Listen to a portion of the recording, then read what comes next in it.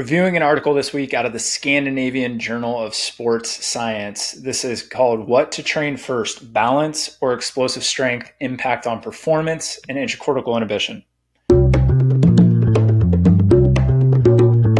As always, I'm Dr. Bo Beard. If you like what you're hearing and what you're learning, please like, subscribe, and share. Let's get into it. So this is a small sample size study. So 28 participants that were split down the middle into two groups. Either they did balance training for 6 weeks and then explosive training for 6 weeks, or vice versa.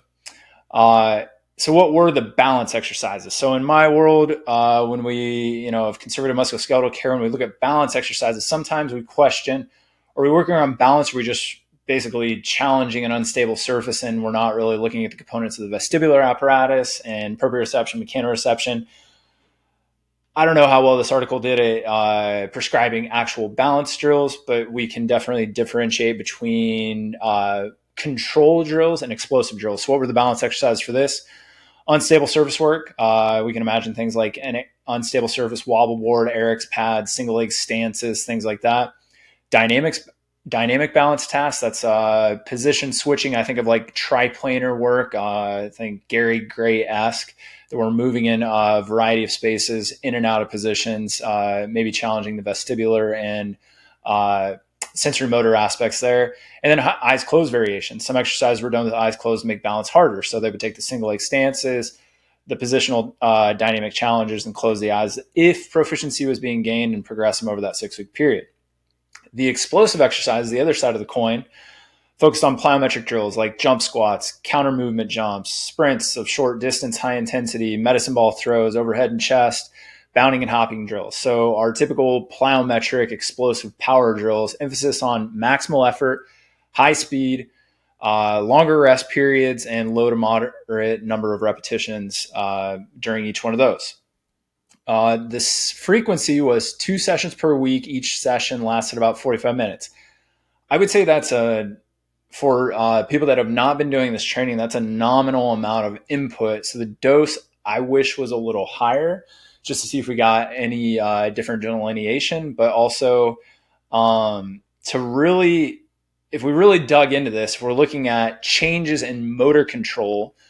So that's balance that we're going to see, or motor control is one aspect of balance, but the ability to accomplish a task is probably going to be more easily appreciated in the short term. If we look at power, so the short-term adaptations of the power curve might go down when we start working on power. So we might see a decrease as tissues start to try to adapt. They undergo stress, the inflammatory process, and they have a little bit of a breakdown process. And then as the curve or the time goes on, I would expect the power curve or the explosive curve to go up, and the balance might level out. So they might meet someplace in the middle, and it might have just been the duration that we're looking at these. So the findings were the balance training group that then did explosive training after showed significant improvements in balance control after the balance training phase, which were maintained after subsequent explosive strength training. The flip side of the coin, those that did explosive then balance did not exhibit significant improvements in balance, suggesting that starting with explosive training may not enhance balance. So if you did the balance before the explosive, you got both. If you flipped it around, you didn't get the balance improvement. Explosive strength gains were observed in both groups, but the balance training before group demonstrated more pronounced improvements. So I would guess that, again, if we improve general motor control balance, then we go into something like explosive power, we're going to have better overall control of our body, which then allows for a better expression of power output. That's what they found using some neurophysiological assessments, which they use transcranial magnetic stimulation, basically a machine that sends little magnetic pulses to the brain to test how the brain controls muscles. And then they specifically measured SICI, or short interval intracortical inhibition.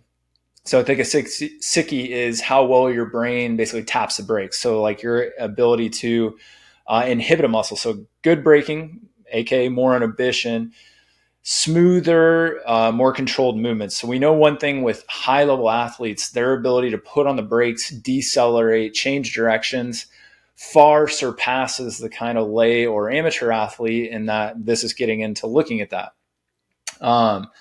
Because again, why this matters, you want muscles that can turn on and off the right time. So timing or improved coordination is the key for good athletic output. So what they found is if you train balance first, the brain's braking system gets better. If you train explosive strength first, you don't get much improvement in this control system. So it's said in the strength and conditioning, in particular in the running and power training world, that your body's only going to let you go as fast as the brakes as good as the brakes will stop you. Gray Cook in the PT world basically talks about this a lot. We also see this in injury risks, and we look at studies done by like Trent Nestler on ACL injuries, in particular in our youth athletes, female youth athletes, 12 to 14 years old. We see a significant uptick in ACL injuries when we see an inability to decelerate, or a slower time to decelerate on like a stop-start test or something like a cone drill. So bottom line, balance training first seems to make the brain better. Controlling muscles, not just make them stronger, but maybe a little bit smarter, better coordination. You get the benefits if we do balance, then explosive, rather than the other way around. So why does this matter? This strikes home to me in particular with certain subpopulations. So if we look at our youth athletes, and then maybe if we get up into our silver sneakers groups, that if we throw power, and maybe even we could put strength into this curve a little bit. If we put power and strength on top of maybe not great balance or motor control, we don't get those balance or motor control gains. Well, for the developing athlete, the youth athlete, that's what's going to be altered as they go through growth spurts and they become, as we would say, like a baby giraffe, a little more awkward. They're lacking motor control because they literally have a different chassis that they're working with. So we always want to kind of be assessing in some way. Maybe we don't have access to, transcranial magnetic stimulation, but we could do things like single leg stance with eyes closed, some sort of movement assessment.